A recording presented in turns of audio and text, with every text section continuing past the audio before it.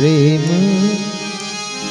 नगरी मत जा ए मुसाफिर, प्रेम नगर मत जा,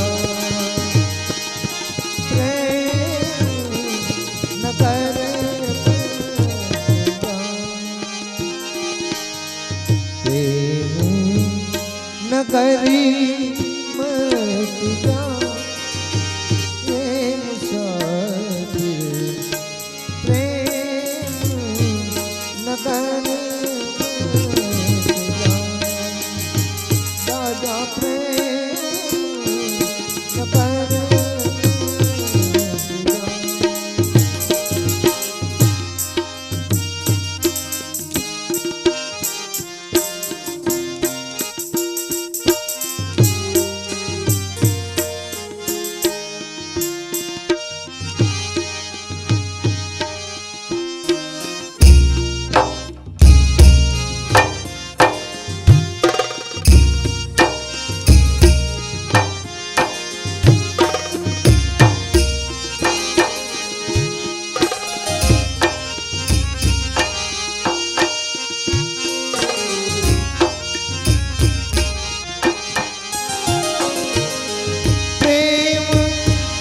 नगरी गहरी है नदियाँ,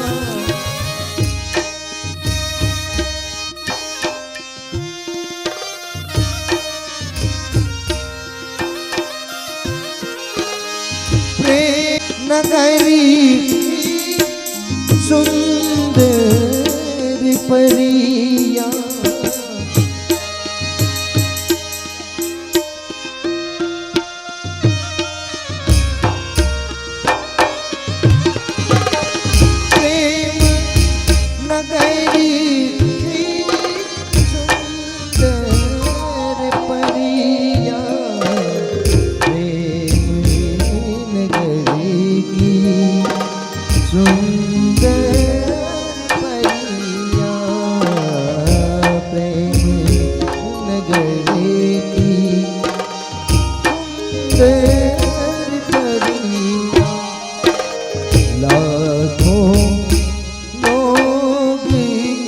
लुभाया ए मुसाफिर, लाखों लोग लुभाया ए मुसाफिर, प्रेम नगर मत जा, जा जा प्रेम नगर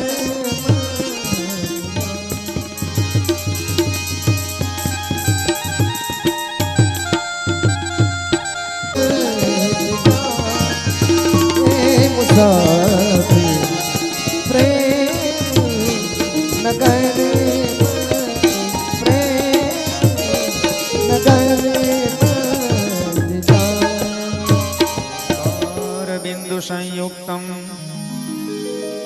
नित्यं ध्यायन्ति योगिनः, कामदं मोक्षदं चैव ओंकाराय नमो नमः।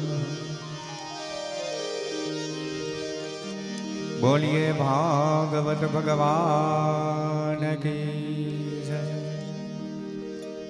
विजवाषण मातनी जय, वाछरा दादानी जय, विजबाई मातनी जय, पीठाड़ मातनी जय, रवेची मात की जय।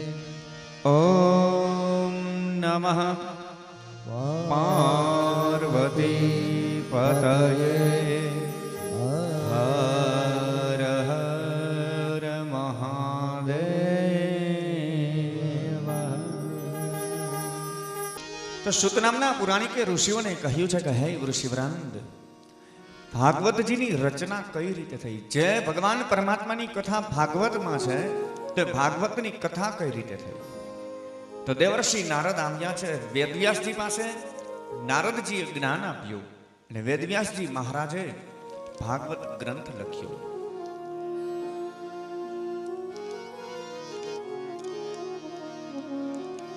ભાગવતની રચના થઈ ગયા બાદ એ વેદવ્યાસજી મહારાજની ફરી ચિંતા એ થઈ કે આ ભાગવત મારે કોને આપવું, આ ભાગવતનો ગ્રંથ હું કોને ભણાવું.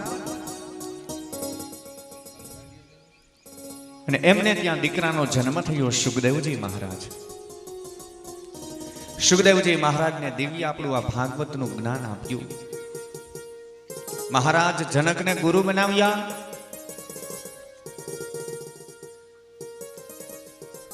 તો ભાગવતની રચના કરનારે રચના લખનારે લખી નાખ્યું. વાંચનાર એવા સુખદેવજી મહારાજ એમના જન્મની કથા પણ આપણે શ્રવણ કરી સાંભળી. અને હવે આ ભાગવતજીના મુખ્ય શ્રોતા સાંભળનાર એવા પરીક્ષિત મહારાજ કે પરીક્ષિત રાજાએ આપણી આ ભાગવતની કથા સાંભળી અને એને 7 દિવસ કથા સાંભળવાથી એને મોક્ષ મળી ગયો, મુક્તિ મળી.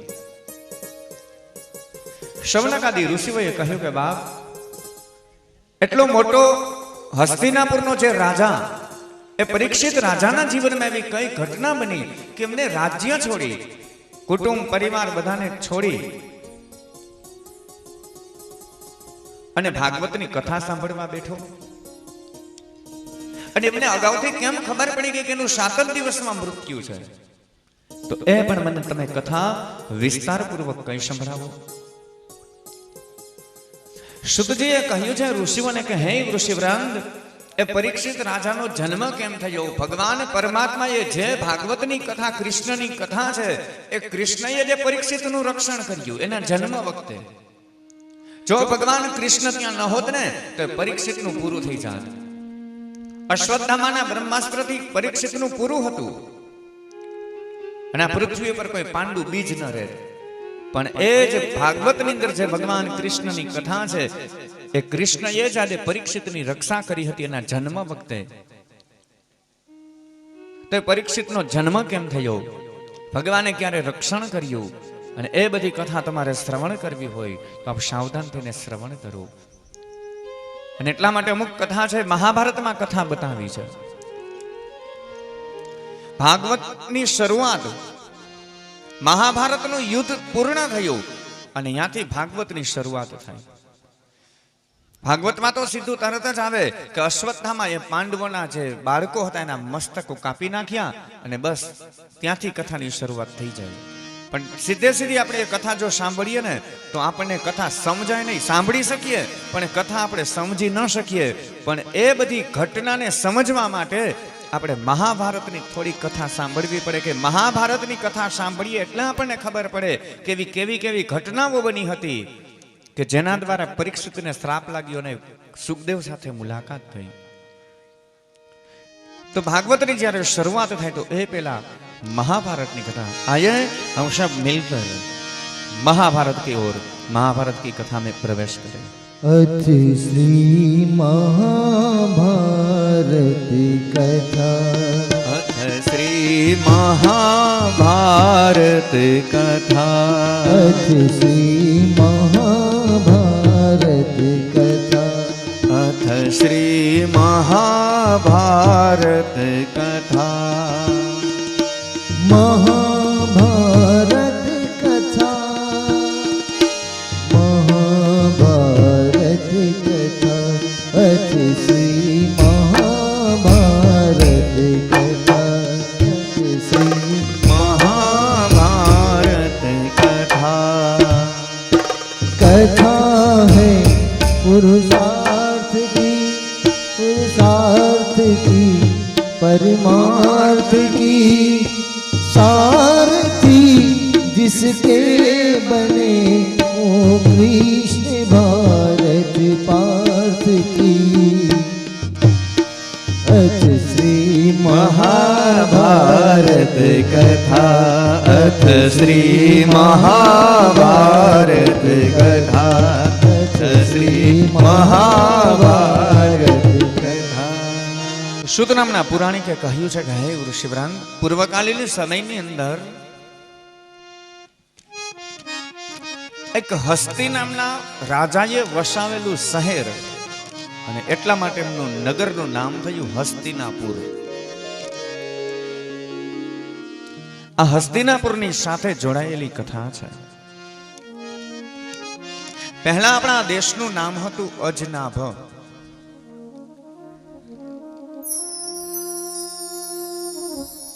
આ પૃથ્વી પર એક મહાન રાજા થયા. એ રાજાનું નામ હતું ભરત, અને એમના નામ ઉપરથી આપણા દેશનું નામ થયું ભારત. પહેલા નામ હતું અજનાભ. એ કથા આવશે જે સંત ભરત થઈ ગયા એની જ વાત છે. એના નામ ઉપરથી આપણા દેશનું નામ ભારત એવું નામ થયું. આવતીકાલે ભરત રાજાની કથા આવે છે ભાગવતમાં.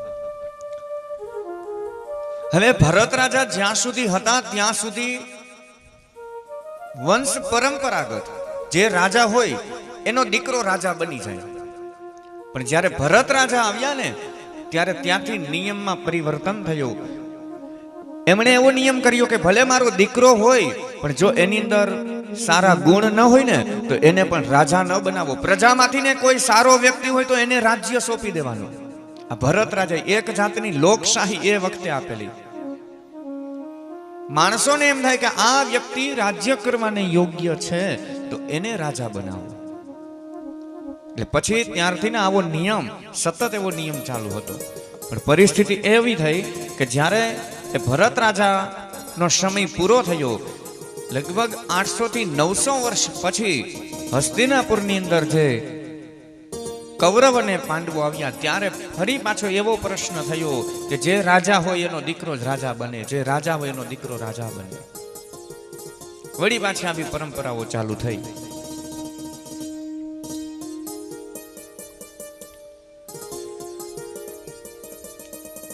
એમાં હસ્તિનાપુરની ગાદી ઉપર મહારાજ ધૃતરાષ્ટ્ર છે એ રાજા બન્યા. અને ધૃતરાષ્ટ્ર રાજા શું કામે બન્યા કે પાંડુ રાજાથી એક ભૂલ થઈ. ધૃતરાષ્ટ્ર, પાંડુ અને વિદુર આ 3 ભાઈઓ. તો ધૃતરાષ્ટ્ર મહારાજ મોટા હતા એટલે રાજ્ય એને મળ્યું, રાજા એને બનાવવામાં આવ્યા. પણ ત્યારે વિદુરજીએ વિરોધ કર્યો. વિદુરજીએ ના પાડી કે જે વ્યક્તિ પોતે જન્મથી અંધ છે, જે પોતે પોતાનો ખ્યાલ નથી રાખી શકતા, આખું રાજ્ય પોતે કેમ ચલાવે? અને સમાજના માણસોએ પણ બધાએ વાત સ્વીકારી કે વિદુરજીની વાત બરાબર છે કે ધૃતરાષ્ટ્ર પોતે પોતાનો ખ્યાલ નથી રાખી શકતા, તે રાજ્ય ન સાચવી શકે. એટલા માટે એ હસ્તિનાપુરની ગાદી કોને મળી? તો કે પાંડુ રાજાને. પેલા ધૃતરાષ્ટ્રને મળતી હતી. એમ સમજો ને કે કોળિયો મોઢા સુધી આવી ગયો. ધૃતરાષ્ટ્રને રાજા બનવાની તો ઈચ્છા બહુ હતી. આમ રાજ મુગટ મસ્તક ઉપર પહેરવાની તૈયારી હતી, પણ વિદુરજીએ ના પાડી. સમાજના માણસોએ વિરોધ કર્યો અને ત્યારે ધૃતરાષ્ટ્રના હાથમાંથી ગાદી જતી રહી અને એમના નાનકડા ભાઈ પાંડુને રાજા બનાવ્યા. એટલા માટે પાંડુ રાજા છે રાજા બની ગયા હસ્તિનાપુરના.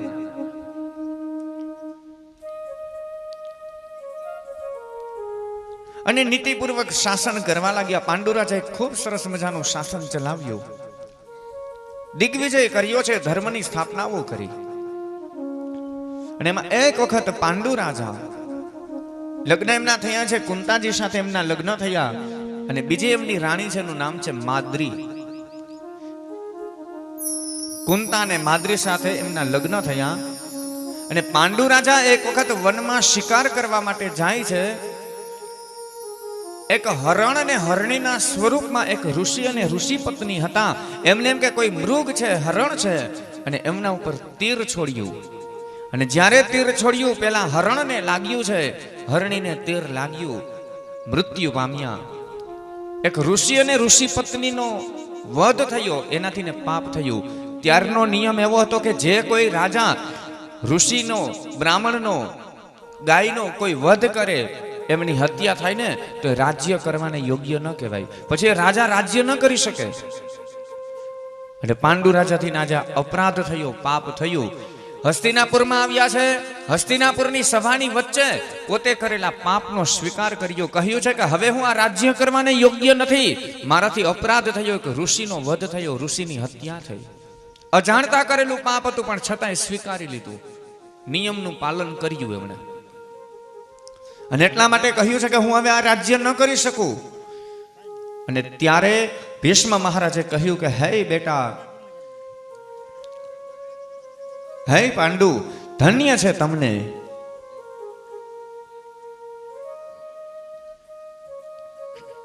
તમે ધારો તો તમે તમારું પાપ છુપાવી શકો, પણ આજે તમે તમારું પાપને જાહેર કર્યું. અને શાસ્ત્રનો પણ એ જ નિયમ છે, પાપને આપણે છુપાવીએ ને તો એ પાપ આપણું વધે છે. તમે જે વસ્તુ જાહેર કરો એ તમારી વસ્તુ ઓછી થાય. તમે તમારું પુણ્ય જાહેર કરો ને તો તમારું પુણ્ય ઓછું થાય. પાપને તમે જાહેર કરો ને તો પાપ આપણું ઓછું થાય. આપણી તકલીફ શું છે? સમાજની અંદર માણસો શું કરે? પુણ્ય જાહેર કરે ને પાપને છુપાવીને રાખે. આપણે થોડુંક સારું કામ કરીએ ને ત્યાં તો આપણે ઢોલ વગાડીએ, જાહેરાત કરીએ, ઢંઢેરો પીટીએ બધાને, અમે તો આટલું સારું કામ કર્યું. પણ તમે જે વસ્તુ જાહેર કરો છો એ વસ્તુ તમારી ઓછી થાય. પાપ જાહેર કરો તો પાપ ઓછું થાય, અને પુણ્ય જાહેર કરો તમે તો પુણ્ય ઓછું થાય. તો એટલા માટે માણસોએ પુણ્યને છુપાવીને રાખવાનું હોય, જાહેર કરવાની જરૂર નથી. પાપને જાહેર કરવું જોઈએ. પાપ તમે સ્વીકાર કરી લો ને, સમાજમાં કહી દો ને, એટલે આપણું પાપ ઓછું થઈ જાય. પણ આપણે ઊંધું કરીએ. એક 11 રહ્યા હોય ને ખાલી, તોય આડોશ પડોશમાં 4 ઘરે ન કહી આવીએ ને ત્યાં સુધી ને શાંતિ ન થાય. આજ તો મારે 11 છે, જાહેર કરવું જોઈએ. ગાયને રોટલી આપીએ ને તો આમ બે વખત તો આજુબાજુમાં જોઈ લે કે કોક જોવે છે ને, બધાને ખબર પડે બીજું કે અમે ગાયને રોટલી આપીએ. પણ ગાયને જોરદારની લાકડી મારીએ એ પાછા કઈ નહીં કોઈ નહીં. તો જે વસ્તુ જાહેર કરીએ ઓછું થાય. એટલા માટે પાંડુ રાજાએ આજે પોતાના પાપનો સ્વીકાર કર્યો. કહ્યું છે કે હવે હું આ રાજ્ય કરવાને યોગ્ય નથી, આ રાજ્ય હું ન કરી શકું. ભીષ્મએ કહ્યું કે બેટા, ધન્ય છે તમને કે તમે તમારા પાપને જાહેર કર્યું. અને હવે પાંડુ રાજા વનની અંદર પોતાના પત્ની માદ્રીને લઈ, એમને પણ 2 પુત્ર છે.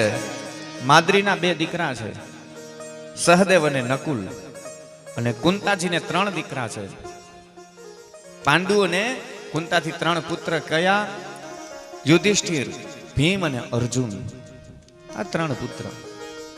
જે 5 ભાઈઓ એ 5 પાંડવ કહેવાયા. મહારાજ ધૃતરાષ્ટ્રના લગ્ન છે ગાંધારી સાથે થયા, અને તેમને ત્યાં 100 પુત્રનો જન્મ થયો. અને જે 100 પુત્રનો જન્મ થયો ને 100 કૌરવો કહેવાયા. પોતાના પત્ની માદ્રીને લઈ અને પાંડુ રાજા છે વનની અંદર જતા રહ્યા. કુંતાજી 5 સંતાનોને ઉછેરીને મોટા કરે. અને હસ્તિનાપુરના રાજા હવે ધૃતરાષ્ટ્ર બન્યા. કારણ કે પાંડુ રાજા વનમાં ગયા તો હવે રાજા તરીકે ધૃતરાષ્ટ્ર ફરી પાછા આવ્યા. પોતે અંધ છે, નિયમ પ્રમાણે રાજા નતા બન્યા, પણ હવે ફરી પાછું રાજ્ય એની પાસે આવ્યું. ધૃતરાષ્ટ્ર અને ગાંધારીને ત્યાં 100 પુત્રનો જન્મ થયો.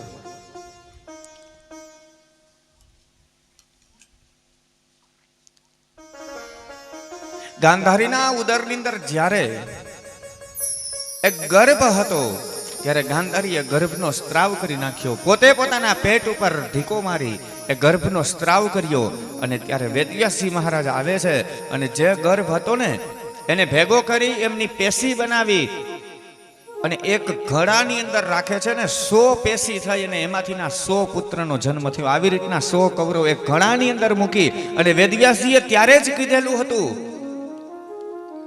ધૃતરાષ્ટ્રને ગાંધારીને કહી દીધેલું હતું અગાઉથી ને કે આજે આ 100 પુત્ર તમારે ત્યાં જન્મ થશે નો, પણ તમારા કુળનો વિનાશ કરશે. વેદવ્યાસજીએ તો અગાઉથી કીધેલું હતું બધું.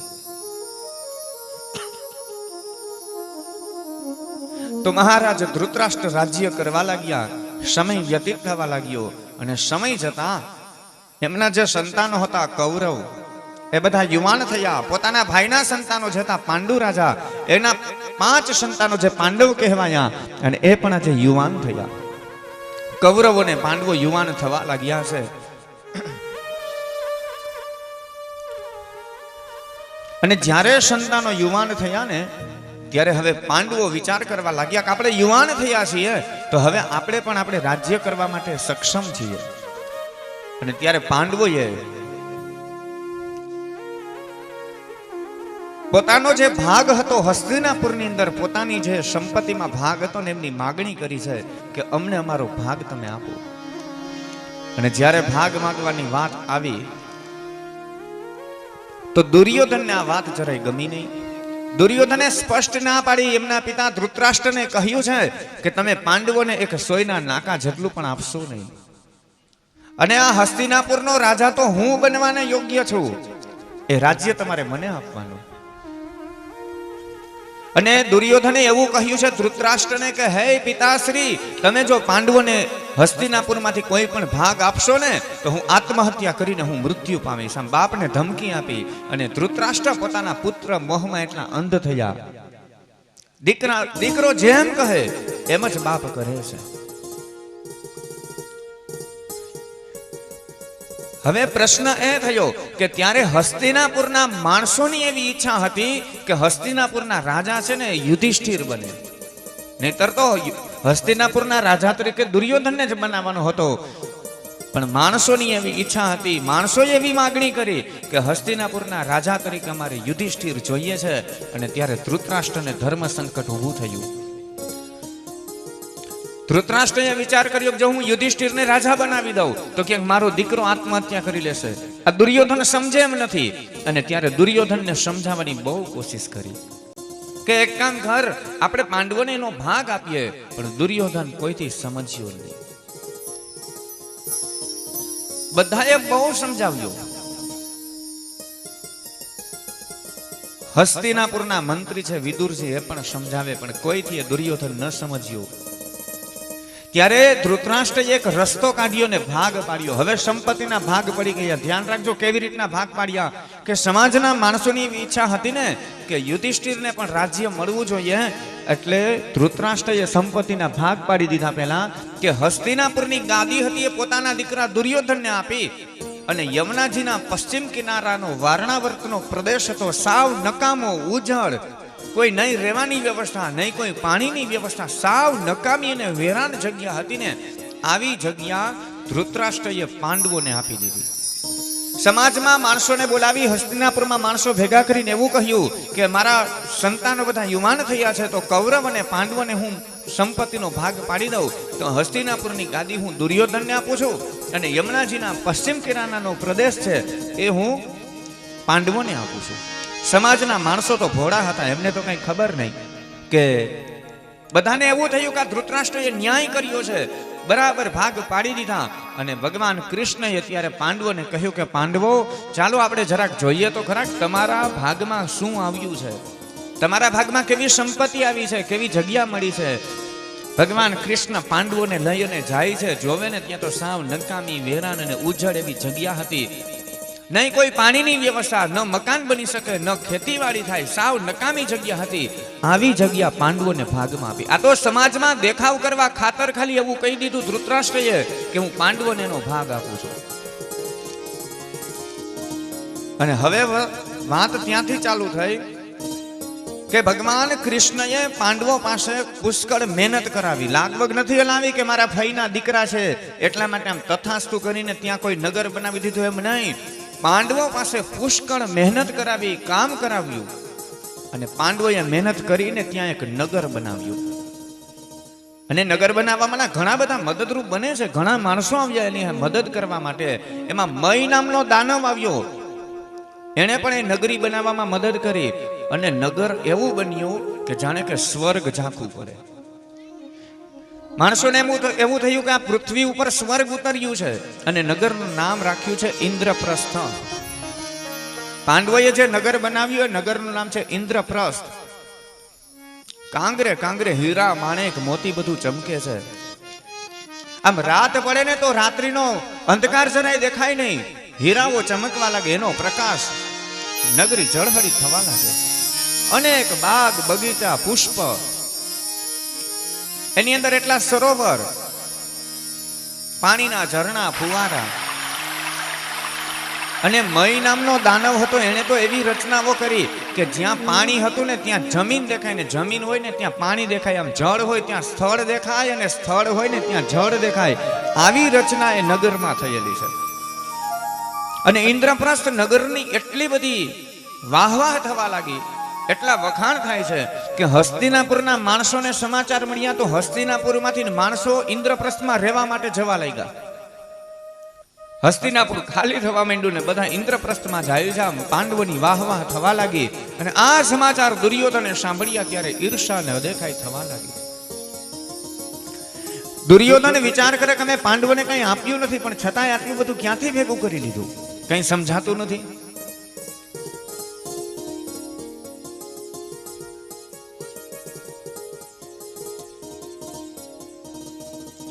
નગરની રચના થઈ અને આખું નગર તૈયાર થઈ ગયું ને ત્યારે ભગવાન કૃષ્ણએ એ પાંડવો પાસે ત્યાં યજ્ઞ કરાવ્યા છે, રાજસુ યજ્ઞ કરાવ્યા છે. કૃષ્ણએ પાંડવોને કહ્યું છે કે આ યજ્ઞ, આખું નગર તૈયાર થઈ ગયું તો એની અંદર યજ્ઞ કરો તમે, અને યજ્ઞ કરીને પછી તમે નિવાસ કરો. પાંડવો યજ્ઞ કરે છે, રાજસુ યજ્ઞ કર્યો. અને યજ્ઞની અંદર અનેક રાજા મહારાજાઓ બધાને આમંત્રણ આપ્યા છે. સ્વયં ભગવાન કૃષ્ણ પણ આવે છે. અને ભગવાન કૃષ્ણે બધાને કામકાજની જવાબદારી સોંપી દીધી કે જે કોઈ મહેમાનો આવે તો એ મહેમાનોની સાચવવાની જવાબદારી, એકને કહ્યું તારે આ કામ કરવાનું છે, બીજાને કહ્યું ત્યારે યજ્ઞશાળાનો બધો ખ્યાલ રાખવાનો છે, એકને કહ્યું કે યજ્ઞની અંદર જે કાંઈ સમિધ જોઈ, લાકડા જોઈ, ઘી જોઈ, હવનના જે કંઈ પૂજાપાની જરૂર પડે બધી જવાબદારી તારી છે, બીજાને કહ્યું કે રસોડાની અંદર કંઈ જરૂર પડે તો એ બધી વસ્તુ તારે જવાબદારી સોંપવાની છે, એ તારે સંભાળવાનું. આમ ભગવાન કૃષ્ણએ બધાને અલગ અલગ, કોઈને ગૌશાળાની, કોઈને અશ્વશાળા એટલે ઘોડાની જે રાખવાની વ્યવસ્થા હતી એની વ્યવસ્થાઓ કરી. બધાની વ્યવસ્થાઓ સોંપવામાં આવી છે. બધાને કામકાજ સોંપાઈ ગયું. અને ત્યારે ભગવાન કૃષ્ણએ કહ્યું છે કે હવે કોઈ કામ બાકી નથી રહ્યું, એક કામ બાકી છે. અને મારે પણ ફરજ બને છે કે આ રાજસુ યજ્ઞની અંદર મારે પણ કામ કંઈક કરવું જોઈએ. તો સ્વયં ભગવાન કૃષ્ણે સામેથી એક કામની જવાબદારી લીધી છે કે યજ્ઞ કર્મ કરવા માટે જે બ્રાહ્મણો આવશે ને એ બ્રાહ્મણો જ્યારે ભોજન કરી લેશે ત્યારે એના પાતર ઉપાડવાની જવાબદારી એ મારી છે. બ્રાહ્મણો જમી લે ને એટલે બ્રાહ્મણોના એઠા પાતર છે ને ભગવાન દ્વારકાધીશ, વિચાર કરો, એ થાળી લઈને જાય એમાં કોઈ, એટલા માટે ભગવાન કૃષ્ણ કહેવા માંગે છે કદાચ વ્યક્તિ ગમે એટલો મહાન હોય, ગમે એટલો મોટો બની જાય ને એનામાં ક્યારે અહંકાર ને અભિમાન ન આવવું જોઈએ. ગમે તે કાર્ય સ્વીકારી લે. બ્રાહ્મણો જમી લે એટલે પોતાના માથા ઉપર પાતર લઈને ભગવાન મૂકવા માટે જાય. જરાય અભિમાન નહીં, અહંકાર નહીં. બધાને કામ સોંપ્યું. એમાં દુર્યોધનને પણ આમંત્રણ આપેલું હતું. અને દુર્યોધનને એક કામની જવાબદારી સોંપેલી કે ઇન્દ્રપ્રસ્થની અંદર જે કાંઈ અન્ન અને ધન છે એ બધું વાપરવાની જવાબદારી બધી દુર્યોધનને સોંપી હતી. દુર્યોધનને તો આટલું જ જોતું હતું. વિચાર કરે છે કે આજે મને તો જેવું જોતું હતું, ભાવતું હતું, વૈદ્ય કીધું છે કે હું ત્યાં યજ્ઞની અંદર જઈશ અને યજ્ઞની અંદર જઈ અને પાંડવોની જેટલી સંપત્તિ છે બધી સંપત્તિ આડે હાથ ઉડાડીશ. જેટલા રૂપિયા છે બધા વાપરી નાખીશ. અનાજ છે મન પડે એમ બધું ઉડાડીશ, વાપરીશ, બધાને જમાડી દઈશ. દુર્યોધને એવો વિચાર કર્યો કે હું આવી રીતના મન પડે એમ સંપત્તિ વાપરીશ ને એટલે સંપત્તિ ઘટશે, અનાજ બધું ઘટી પડશે, અને આ બધી વસ્તુ ઘટશે ને એટલે પાંડવોનો યજ્ઞ અધૂરો રહેશે અને પાંડવોની આબરૂ જાશે. આવો દુર્યોધને વિચાર કર્યો હતો. પણ દુર્યોધનને ખબર નથી, પણ કૃષ્ણને ખબર હતી કે એના હાથની અંદર એવી પદ્મ રેખા હતી કે દુર્યોધન જેમ વાપરે ને એમ પાંડવોને એનું ડબલ પાછું મળતું જાય. આ કૃષ્ણ છે બા. આ કૃષ્ણ એટલે કોઈ સામાન્ય નથી. આ તમને શું લાગે કૃષ્ણ એટલે ખાલી એક માત્ર દ્વારકાધીશ અને સામાન્ય કે એવું નહીં. એ તો આપણે એવું સમજીએ છીએ ને આપણા તો બહુ અહોભાગ્ય કહેવાય કે ભગવાન કૃષ્ણએ 11 વર્ષ ને 52 દિવસ સુધી ગોકુળમાં લીલા કરી, 14 વર્ષ મથુરામાં અને પૂરેપૂરા 100 વર્ષ સુધી ભગવાન આપણા દ્વારકામાં રહ્યા. આ દ્વારકાધીશ હાવ બાજુમાં આપણે તો. અને દ્વારકાધીશ એટલે કેટલી એની મહાનતા છે ધ્યાન રાખજો કે કુરુક્ષેત્રના મેદાનની અંદર ભીષણ યુદ્ધ થયું. 18 દિવસ સુધી યુદ્ધ હાલેલું છે. અને અક્ષોહિણી સેના એટલે કરોડો સૈનિકો હતા એમાં. અને કરોડો સૈનિકો હતા એમાં કુરુક્ષેત્રના મેદાનમાં 18 દિવસ સુધી યુદ્ધ ચાલ્યું. તો એમાં જમવાનું શું થયું? એ બધા સૈનિકોને જમવાની એક વ્યક્તિએ જવાબદારી, કર્ણાટકના રાજા, એનું નામ હતું ઉડુપી. આ ઉડુપીએ એમની જવાબદારી લીધેલી હતી કે જેટલા સૈનિકો છે ને, કૌરવ પક્ષના ને પાંડવ પક્ષના, એમાં બધા આવી જાય, એ બધાની જમાડવાની જવાબદારી છે ને ઉડુપીની હતી. કર્ણાટકના રાજા, એના નામ ઉપરથી ઘણી અત્યારે રેસ્ટોરન્ટ ને હોટલ પણ છે, ઉડુપી રેસ્ટોરન્ટ. આ કૃષ્ણ કેવી મહાનતા છે એની અંદર એ વાત છે. અને જ્યારે યુદ્ધ સમાપ્ત થઈ ગયું ત્યારે કોઈએ ઉડુપીને પૂછ્યું કે તમે બધાને જમાડ્યા, પણ અમને એક નવાઈની વાત એ લાગી કે 18 દિવસ સુધી તમે જમાડતા બધાને, તો કોઈ દિવસ રસોઈ ઘટી નહીં, કોઈ દિવસ રસોઈ વધી પણ નહીં. આનું કારણ શું? આપણે અહીંયા વિચાર કરો કે આજનો આપણને અંદાજ હોય કે 1000 માણસ જમવા માટે કથા સાંભળવા આવશે ને 1000 માણસની રસોઈ બનાવેલી હોય. ઘરે કોઈ પ્રસંગ હોય ને 1000 માણસનું રસોડું આપણે બનાવેલું હોય અને 1000 માણસ ન આવે અને 500 માણસ આવે તો 500 માણસનું વધી પડે. અથવા તો 1000 માણસનો આપણો અંદાજ હોય અને 1000 ના બદલે 1500 માણસ થઈ જાય તો 500 માણસનું ઘટે. તો હવે આપણે 1000-1500 માણસમાં જો આપણે રસોઈ વધઘટ થતી હોય તો આ તો કુરુક્ષેત્રના મેદાનમાં તો કરોડો સૈનિકો હતા. અને તો યુદ્ધ હતું એટલે યુદ્ધમાં કાંઈ નક્કી ન હોય, ફિક્સ નહોતું કે આજે 1000 વ્યક્તિ મરશે, 1 લાખ સૈનિકો મરશે, કે આજે 50,000 સૈનિકો મરશે, કે આજે 5 લાખ મરશે. એ તો જ્યારે યુદ્ધ પૂરું થાય ને ત્યારે નક્કી થાય.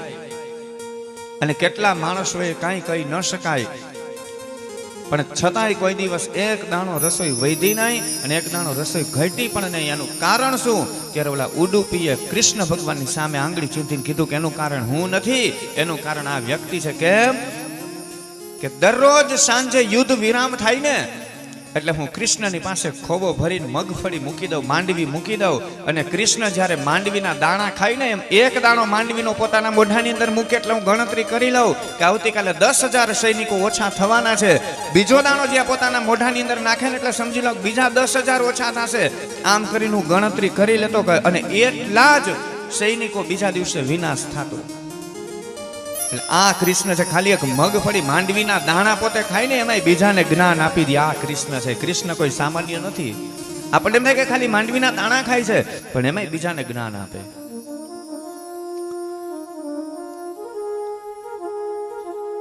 તો એ કૃષ્ણએ પાંડવો પાસે મહેનત કરાવીને નગર બનાવ્યું ઇન્દ્રપ્રસ્થ.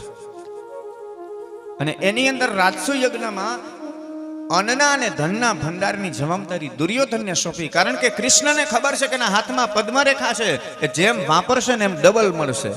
અને એટલા માટે દુર્યોધનને ખબર નથી. ઇન્દ્રપ્રસ્થ નગરની અંદર યજ્ઞની તૈયારીઓ થઈ છે અને યજ્ઞની અંદર અનેક રાજા મહારાજાઓ બધા આવે છે. અને એમાં દુર્યોધને પ્રવેશ કર્યો. ઇન્દ્રપ્રસ્થ નગરને જ્યાં દુર્યોધને જોયું ને એમ થયું કે તો ઇન્દ્રનું સ્વર્ગ છે કે શું. એટલું સરસ મજાનું નગર. અને એ નગરને જોઈને ઇન્દ્રપ્રસ્થ નગરને જોઈ અને દુર્યોધનને ઈર્ષાને અદેખાઈ થવા લાગી. અંદર બાગ બગીચા ફુવારા બધું જોઈ અને વિચાર કરે કે આટલી બધી સંપત્તિને ક્યાંથી ભેગી કરી.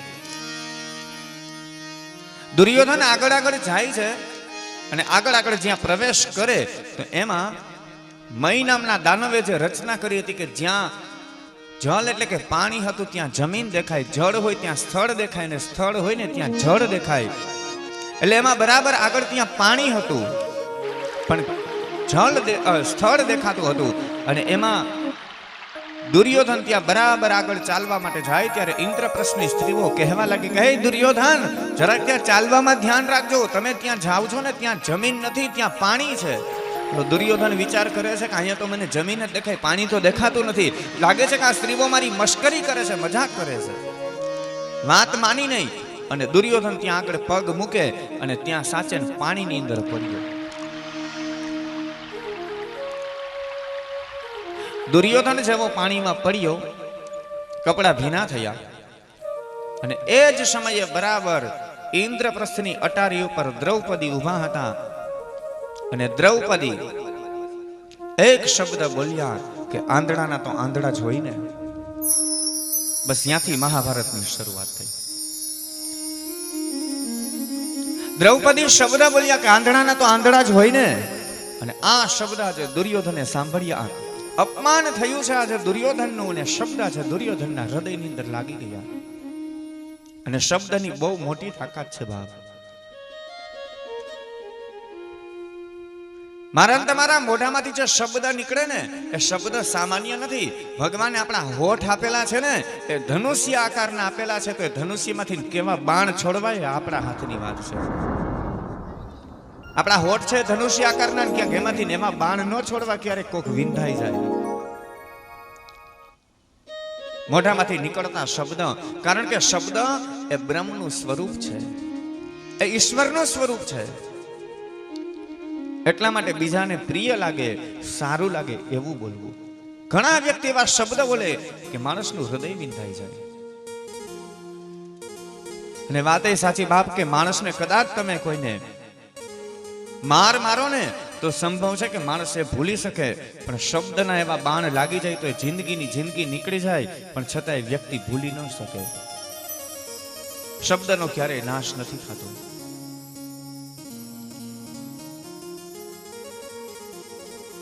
દ્રૌપદી એક માત્ર બોલ્યા કે આંધળાના તો આંધળા જ હોય ને, અને એનું પરિણામ ત્યાંથી આખી મહાભારતની શરૂઆત. શબ્દની એટલી બધી તાકાત છે. વાત નાનકડી છે પણ બહુ સમજવા જેવી છે કે શબ્દની કેવી અસર થાય છે, કેવી તાકાત છે. કે પૂર્વકાલીન સમયની અંદર એક નાનકડા એવા ગામની અંદર એક બ્રાહ્મણ વિદ્વાન હતો. લગ્ન થયા એમને ત્યાં એક દીકરીનો જન્મ થયો, અને દીકરી હજી નાનકડી હતી ને ત્યાં જ એમના પત્નીનું મૃત્યુ થયું. આ બ્રાહ્મણે વિચાર કર્યો કે મારે ત્યાં દીકરીનો જન્મ થયો છે, બીજા મારે કોઈ હવે લગ્ન નથી કરવા. આ દીકરીને માનો પ્રેમ હું આપીશ, અને બાપનો પણ હું આપીશ, બાપનો પ્રેમ પણ હું જ આપીશ. અને બ્રાહ્મણે દીકરીને લાડકોટથી ઉછેરીને મોટી કરે છે, ખૂબ સારા સંસ્કાર આપ્યા. દીકરી યુવાન થવા લાગી અને બાપની ચિંતા વધી છે. વિચાર કર્યો કે મારી દીકરીને હું પરણાવી દઉં, કારણ કે દીકરી પાત્ર પણ એવું છે બાપ. 100 ગાંવ શાસ્ત્રે દૂર બેઠી હોય ને ખાલી સમાચાર મળે ને એના પિતાની તબિયત બરાબર નથી, ત્યાં તો એ દીકરીનું મન છે બાપ પાસે પહોંચી ગયું હોય. એ દીકરી જ્યારે યુવાન થઈ ત્યારે પિતાની ચિંતા વધી છે. મારી દીકરીને હું પરણાવી દઉં. વાત બહાર મૂકી સમાજના માણસોને કહ્યું કે મારી દીકરી માટે યોગ્ય કોઈ ઉત્તમ વર હોય તો તમે બતાવજો. અને સમાજના માણસો કોઈ માગું લઈને આવે છે. દીકરી એટલી બધી સ્વરૂપમાન, સુશીલ અને સંસ્કારી, અને દીકરીને જોતા વેત જ પેલા દીકરા વાળા હોય ને હા પાડી દે, ગુદેવ તમારી દીકરી સાથે અમારા દીકરાના લગ્ન અમે કરાવશું, કોઈ વાંધો નહીં. બ્રાહ્મણને આનંદ થાય. અને ત્યારે વાત આગળ વધે ને એટલે તરત જ દીકરા વાળા એમ કહે કે અમારા દીકરાના લગ્ન છે ને તમારી દીકરી સાથે કરાવશું, પણ તમારી દીકરીને તમે કરિયાવરમાં શું આપશો? બ્રાહ્મણ રડી પડે ને કહે કે ભાઈ હું તો ગરીબ બ્રાહ્મણ છું, મારી દીકરીને મેં ખૂબ સારા સંસ્કાર આપ્યા, તમારા દીકરાનું ઘર સાચવશે, મારી પાસે એવી કોઈ રૂપિયા કે સંપત્તિ નથી. ત્યારે પેલા માણસો એમ કહે કે ભૂદેવ માફ કરજો, તો અમારા દીકરાના લગ્ન મેં તમારી દીકરી સાથે નહીં કરાવ્યા. અમે તો અમારા દીકરાને એવી જગ્યાએ પરણાવશું કે અમારી દીકરાની વહુ ખૂબ કરિયાવર લઈને આવે, સંપત્તિ લઈને આવે ને, અમે તો ત્યાં પરણાવશું. એ માણસો જતા રહે. બીજું કોઈ માગવું આવે એની સાથે વાત હાલે, વાત નક્કી થાય, પણ જ્યાં કરિયાવરની વાત આવે ને એટલે વાત અટકી જાય. અને બ્રાહ્મણની ચિંતા દિવસે દિવસે વધવા લાગી.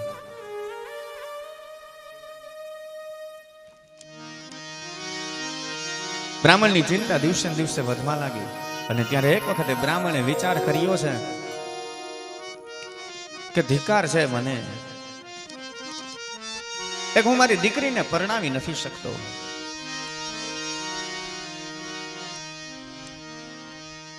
આ જીવન મારું શું કામનું?